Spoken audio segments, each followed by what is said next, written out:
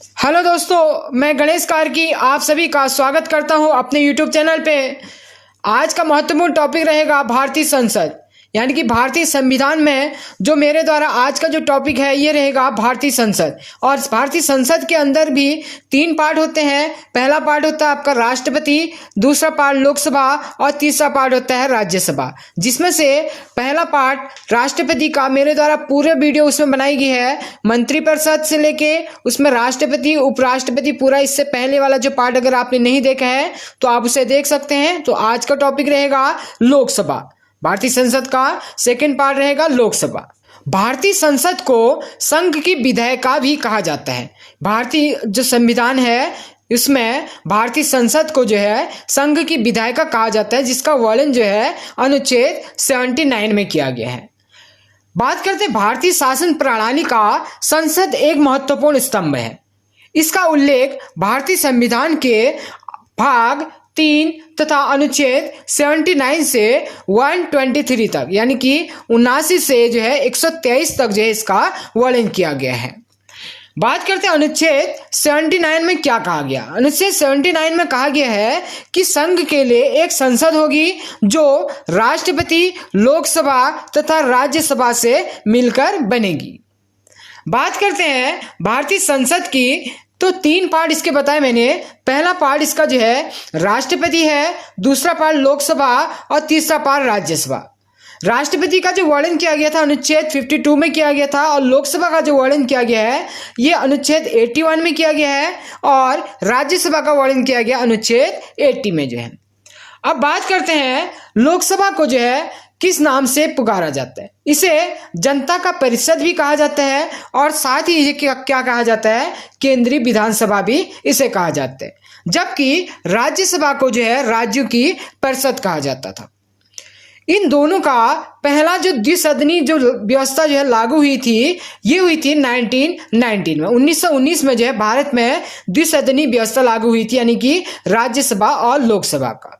इसमें लोकसभा का जो चुनाव हुआ था वो हुआ था आपका 17 अप्रैल 1952 को, जबकि जो है राज्यसभा का जो चुनाव हुआ था वो हुआ था 3 अप्रैल 1952 को ही जो है। और इन दोनों की जो है जो संयुक्त बैठक हुई थी, पहली बैठक ये हुई थी 13 मई 1952 को जो है। काफी महत्वपूर्ण है। काफी बार सिंपल से ये डेट आती है कि राज्यसभा का प्रथम चुनाव कब हुआ था और लोकसभा का प्रथम चुनाव कब हुआ था। और साथ ही ये भी क्वेश्चन आता है, काफी बार देखा गया है, ये यूपीएससी तक में ये क्वेश्चन देखा गया है कि दोनों की यानी कि राज्यसभा और लोकसभा की जो है पहली बैठक कब हुई थी। तो कब हुई थी, 13 मई 1952 को हुई थी। और एक काफी महत्वपूर्ण नोट है इसी में कि 23 अगस्त, काफी महत्वपूर्ण डेट है ये कि 23 अगस्त 1954 को जो है राज्यों की परिषद, यानी कि जो राज्यसभा था राज्यों की परिषद इसे पहले कहा जाता था, तो राज्यों की परिषद का नाम बदलकर इसका नाम क्या कर दिया गया, राज्यसभा कर दिया गया। अब बात करते हैं लोकसभा की। लोकसभा का जो वर्णन किया गया भारतीय संविधान के अनुच्छेद 81 में इसका वर्णन किया गया है। ठीक है, इसे किस किस नाम से जाना जाता है। इसे जाना जाता है, पहला चैम्बर या सदन इसे कहा जाता है, प्रथम सदन इसे कहा जाता है, दूसरा इसका जो है क्या कहा जाता है, जनता का सदन इसे कहा जाता है, तीसरा इसे लोकप्रिय सदन भी कहा जाता है। ठीक है, और चौथा इसे जो है चर्चित सभा भी कहा जाता है, और पांचवा इसे जो है निम्न सदन भी कहा जाता है। क्यों कहा जाता है निम्न सदन, क्योंकि राष्ट्रपति इसे जो है 5 वर्ष से पहले भी क्या कर सकता है, भंग कर सकता है। अब बात करते हैं लोकसभा में जो सदस्य होते हैं उनको क्या बोला जाता है, एमपी, यानी कि सांसद तो बोला जाता है, और क्या बोला जाता है, एमपी, यानी कि मेंबर ऑफ पार्लियामेंट से है। इसके बाद सदस्य संख्या की बात करें तो मूल संविधान में जो भारतीय लोकसभा में जो सदस्य संख्या थी वो थी जो है 500 जो है। इसके बाद अगला 31वां संविधान संशोधन 1974 में हुआ था, तो इसकी जो संख्या बढ़ाकर 500 से कितनी कर दी, 547 कर दी। इसके बाद गोवा तथा दमन गोवा दमन व दीप जब एक्ट आया था 1997 में, तो उसके बाद इसकी जो संख्या कर दी, कितनी कर दी, 552, जो कि वर्तमान तक अभी भी यही प्रक्रिया जो है 552 की जो है लागू है। ठीक है। और लोकसभा सदस्यों का अधिकतम संख्या कितनी होती है, ये भी 552 होती है। काफी बार ये पूछा जाता है कि लोकसभा की जो अधिकतम संख्या होती है सदस्य की वो कितनी होती है, वो होती है 552 जो है।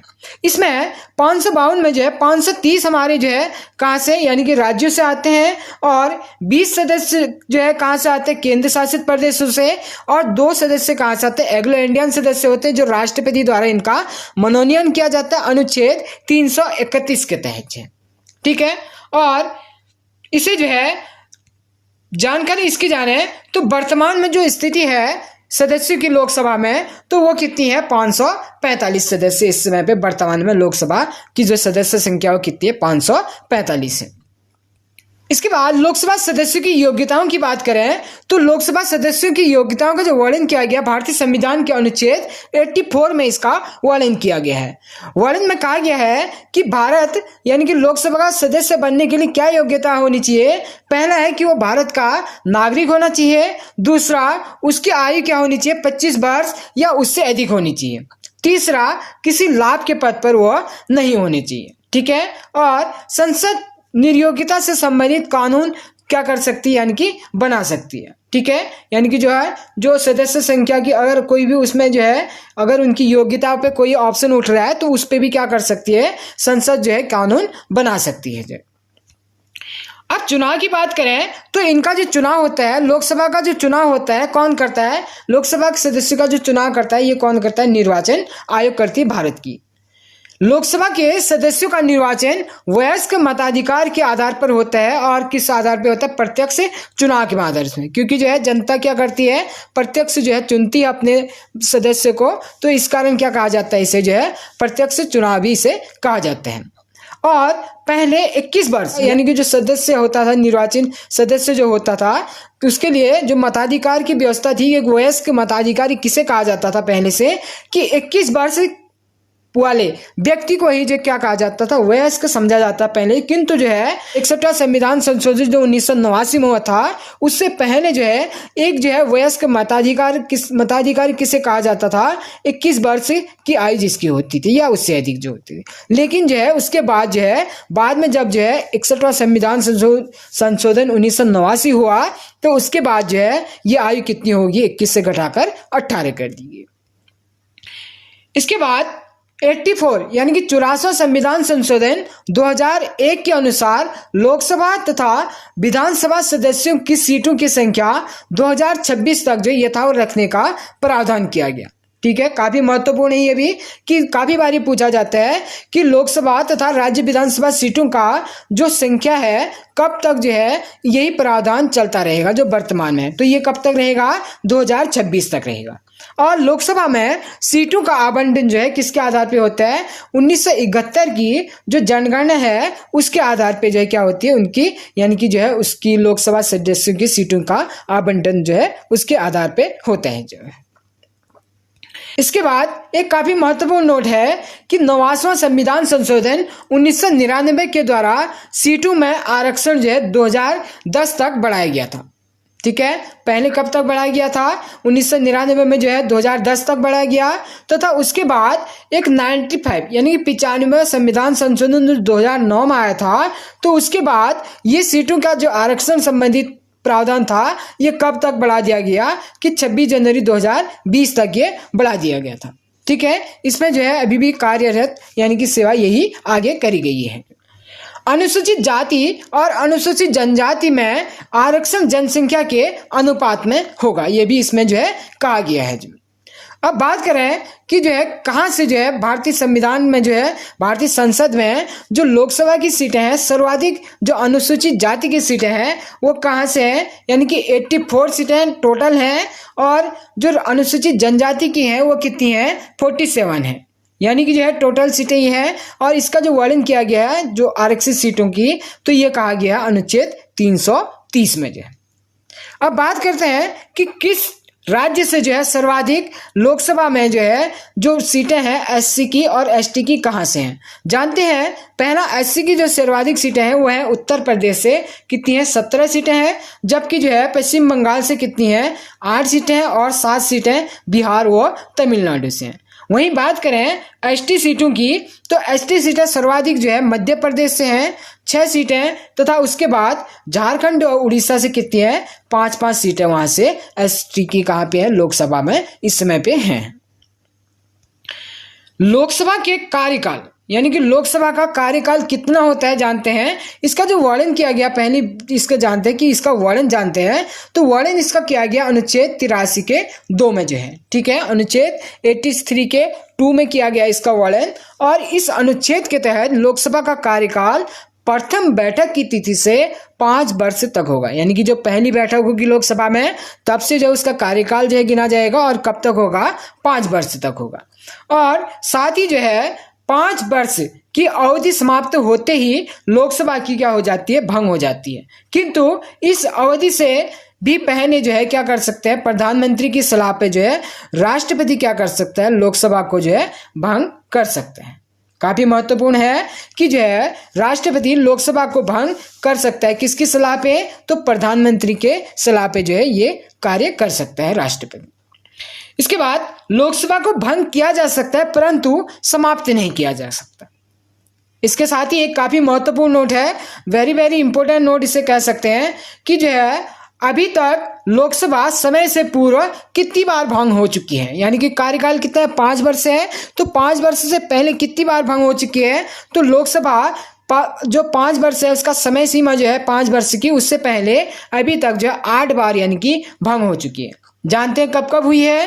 पहला ये हुआ था पहली बार 1970 में, दूसरी बार 1977 में और तीसरी बार 1979 में और चौथी बार नवंबर 1984 में और पांचवी बार हुई थी नवंबर 1989 में और छठी बार हुई थी मार्च 1991 में और उसके बाद 7वीं बार हुई थी दिसंबर 1991 में और अंतिम बार हुई थी 8वीं बार यानी कि अप्रैल 1999 में। जो है ये 8 बार जो है अभी तक जो है समय से पहले जो लोकसभा क्या हो चुकी है भंग हो चुकी है। लोकसभा सदस्यों को शपथ की बात करें कि कौन दिलाता है तो लोकसभा सदस्यों को जो शपथ दिलाता है वो कौन दिलाता है प्रोटेम स्पीकर दिलाते हैं, ठीक है। इनके बारे में जो है एक मेरे द्वारा अलग से आपको पूरा टॉपिक बनाया जाएगा कि संसद के पदाधिकारी कौन कौन से उसमें अधिकारी होते हैं, उसके लिए एक अलग से वीडियो बनाया जाएगा तो आप उसका जो है इंतजार करें, जल्दी ही वो वीडियो भी आपके लिए प्राप्त हो जाएगी आपको।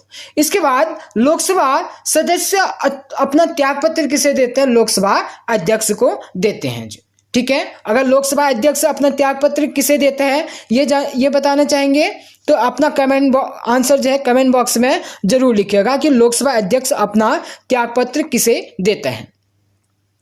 इसके बाद लोकसभा की शक्तियों की बात करें कि लोकसभा के पास क्या क्या पावर है उसके पास, तो पहली उसकी पावर है कि सरकार का पूर्ण बहुमत लोकसभा में होना आवश्यक है। पहली तो ये इसकी जो है आवश्यकता होती है उसे कि जब तक उसका जो है पूर्ण बहुमत लोकसभा में होगा तभी तक जो है उसकी सरकार भी बनी रहेगी। दूसरा, मंत्रिपरिषद सामूहिक रूप से लोकसभा के प्रति उत्तरदायी होते हैं, इसका वर्णन किया गया अनुच्छेद 76 के 3 में।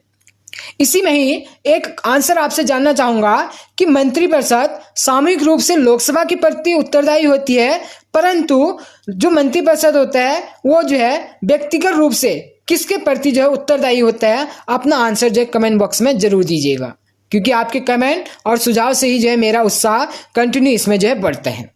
तीसरा इसका जो है महत्वपूर्ण जो शक्ति है इसकी धन विधेयक राष्ट्रपति की पूर्वानुमति से लोकसभा में प्रस्तुत होगा। इसका जो वर्णन किया गया अनुच्छेद 109 में किया गया, ठीक है। यानी कि जो है जो धन विधेयक होगा कहाँ पे होगा लोकसभा में प्रस्तुत होगा परंतु किसकी राष्ट्रपति की पूर्व सूचना से। इसके बाद इसका अगला पॉइंट है चौथा पॉइंट की बात करें तो धन विधेयक पर अंतिम फैसला कौन लेता है लोकसभा अध्यक्ष लेता है। वेरी वेरी इंपॉर्टेंट है, ये काफी बार ये क्वेश्चन देखने को मिलता है कि धन विधेयक पर अंतिम फैसला कौन लेता है तो ये कौन लेता है लोकसभा अध्यक्ष लेते हैं। और नेक्स्ट है धन विधेयक यदि लोकसभा में पारित हो गया तो उसे जो है क्या समझा यानी कि पारित समझा जाएगा जो है। नेक्स्ट है संयुक्त अधिवेशन की बात करें तो संयुक्त अधिवेशन जो होता है यानी कि संयुक्त अधिवेशन बुलाता कौन है? संयुक्त अधिवेशन हमेशा ही राष्ट्रपति बुलाते हैं और बट जो है उसकी अध्यक्षता कौन करता है? लोकसभा अध्यक्ष करता है। ठीक है, काफी बार ये पूछा जाता है संयुक्त अधिवेशन किस अनुच्छेद के तहत जो है बुलाई जाती है? तो ये 108 यानी कि जो इमरजेंसी जो सेवा होती है उसे आप कर सकते हैं, यहाँ पे इसको जो है मैच कर सकते हैं इसके साथ। इसके साथ ही जो है लोकसभा नियमों के अनुसार होगा, यानी कि जो है जो संयुक्त अधिवेशन होगा वो किसके अनुसार होगा? लोकसभा के नियमों के अनुसार संयुक्त अधिवेशन होगा। तीसरा पॉइंट है इसमें कि लोकसभा का प्रतिनिधित्व अधिक होगा, यानी कि जाहिर सी बात है कि जो है क्या होगा? संयुक्त अधिवेशन में लोकसभा का प्रतिनिधित्व क्या होगा? अधिक होगा जो है। इसके बाद नेक्स्ट पॉइंट है कि अविश्वास प्रस्ताव लोकसभा में ही पेश किया जाएगा। एक शक्ति और है इसकी, ये पावर है इसकी कि अविश्वास प्रस्ताव हमेशा कहाँ? लोकसभा में ही पेश किया जाएगा। नेक्स्ट है 8वीं इसकी मेन पावर है कि राष्ट्र आपातकाल वापस लेने का अधिकार किसके पास है? लोकसभा के पास। वेरी वेरी इंपॉर्टेंट है ये कि जो है लोकसभा के पास जो है राष्ट्रीय आपातकाल वापस लेने तक का अधिकार भी होता है जो है।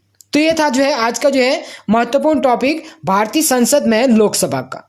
अगला वीडियो इसका आएगा राज्यसभा का और साथ ही जो है अन्य पदाधिकारी और साथ ही इसके जो है जो अन्य विधेयक होते हैं और उसके बाद जो फैक्ट होंगे उस पर भी एक वीडियो आएगी। तो आप जो है वीडियो को लाइक शेयर और कमेंट करना वीडियो पे ना भूलें। अगर आप मेरे चैनल पर नए हैं तो वीडियो को सब्सक्राइब जरूर करिएगा। धन्यवाद।